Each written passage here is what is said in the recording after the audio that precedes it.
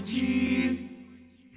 Fala galera, tudo bem? Eu sou a Laura do Estude e hoje a gente vai fazer um vídeo bem diferente. Eu tô adorando, gente. É um Estude Responde. Separei várias perguntas de vocês e vou aqui responder o que a gente pode fazer ou não. Combinado? Vamos lá! Primeira pergunta, J. Campos. J. Campos está em todas as nossas publicações no YouTube. Cara, eu sou muito sua fã, obrigada, viu? De verdade. A J. Campos, ela mandou assim, ó. Eu tenho uma dúvida. Devo continuar seguindo planos de estudos ou só focando nas matérias que mais caem e exercícios e provas anteriores? Vamos lá! A minha dica é o seguinte, faça o plano de estudos, principalmente se ele for do Estude. Sabe por quê, gente?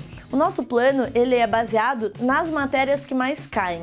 E o que é importante que vocês, vou falar aqui pra vocês nesse momento. Às vezes, vocês podem estar vendo no plano de vocês uma matéria que ela não cai tanto.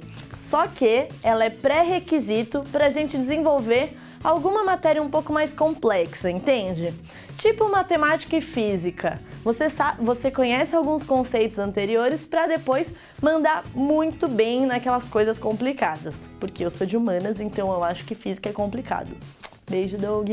Enfim, faça um plano de estudos porque existe toda uma construção, uma linearidade do conhecimento, entendeu? Isso vai ajudar muito na hora do Enem, na hora dos vestibulares, tá bom? Próxima pergunta. A Stephanie Amaro falou o seguinte: Oi, eu estou no primeiro ano e pretendo fazer o Enem como treineira. Porém, eu estudo em colégio integral, de segunda a quarta, e nos outros dias sempre tenho atividades, trabalhos, enfim. Por onde começar a estudar? Olha, Stephanie, é muito importante que você pense o seguinte, nessa sua primeira pergunta. Você precisa se organizar. É isso mesmo que você tem que fazer, começar a pensar como você vai colocar o seu estudo para o vestibular dentro da sua rotina, que é uma necessidade sua, tá bom? A gente também não pode colocar tudo de lado para só estudar para o vestibular, senão a gente vai ficar atrasado no colégio, ainda mais se ele é integral e te demanda muitas coisas, mas também começa pensando, onde que eu posso encaixar 1 ou 2 horas de estudos? Quais conteúdos eu posso ir vendo? Será que é legal fazer um plano de estudos agora? Ou será que esse é um momento, já que eu tô no meu primeiro ano do ensino médio, será que não é o momento de eu conhecendo fazer um simulado e conhecer as matérias que mais caem? Esse pode ser um bom ponto de partida, tá bom? Continuando a pergunta da Stephanie, é o seguinte: como posso organizar a minha rotina de estudos? Na verdade, tudo é equilíbrio. Nem só, tá de boa demais, vou seguir esse estilo de estudos, eu tô conseguindo descansar sempre, tá muito suave. Porque aí você pode aproveitar algum desses momentos que estão suave, mas também não lota num nível absurdo que você vai ficar ansiosa, vai ficar na correria, vai ficar tipo, meu Deus, eu tenho 1 minuto livre, preciso estudar para o Enem. Essa não é a saída. O negócio é o seguinte, sentar, escrever todos os seus compromissos fixos, dar uma olhada todo no seu horário, na sua rotina semanal, ver ali quando que existe, em que momento tem uma lacuna que talvez você possa preencher com seus estudos para os vestibulares. Separa ali um momento para você fazer seus trabalhos, suas atividades da escola, porque é muito importante que você dê conta de tudo isso, tá? Pra gente não substituir nada. E aí, naquele momento, quando você colocar tudo na mesa, você vai ver que aqui é viável, aqui não é viável, e respeite o seu ritmo e o seu corpo, tá bom? Esse é o caminho, começar a se organizar o quanto antes, porém sem desespero. Beijo pra você. Agora, a Bruna Carvalho perguntou o seguinte: galera, me deem dicas porque eu estou cansado, mas estou super atrasada. O que eu faço? Bruna, primeira coisa que eu falaria pra você: não se desespere. Infelizmente, é normal a gente ter a sensação de que a gente está atrasada, porque afinal o Enem e os vestibulares, eles cobram muitos tópicos no ensino médio, muitas matérias, muita coisa mesmo, que a gente estuda em 3 anos. Então, o que a gente tenta fazer em 1 ano é mesmo uma seleção de prioridades e um estudo. Então, assim, primeiro ponto, não se desespere. Segundo ponto, se você tá cansada, é porque o ritmo tá muito pesado, certo? Será que não é o momento de você começar a pensar em pausas durante o seu estudo? Será que você não pode encaixar um momento, assim, entre as suas atividades, que você relaxe, que você tenha um tempo para você, que você também tenha um equilíbrio para ter também uma saúde emocional, né, para dar continuidade nos estudos. Isso é muito importante, viu, pessoal? Estudar não é só sentar e comer o livro, sabe? No nosso caso, comer a videoaula, né? Infelizmente, estudar requer muito planejamento, requer muita estabilidade emocional. Então, assim, cuida de você também, tá bom? Se precisar de qualquer coisa, conta aqui com a gente. Beijos pra você. Caio César disse o seguinte: oi, pessoal, boa tarde. Boa tarde, Caio. Eu me perdi nos estudos e eu gostaria de recomeçar. Aconteceram alguns imprevistos com o pai dele, melhoras pro seu pai, viu, Caio? E agora eu vou ter que voltar do zero, mas com tudo. Dicas? Bom, minha dica pra você é o seguinte: se organiza muito bem, mesmo que pareça que você vai perder um tempo antes, sabe? Se você precisar, separe um dia, 2 dias pra você realmente traçar uma estratégia.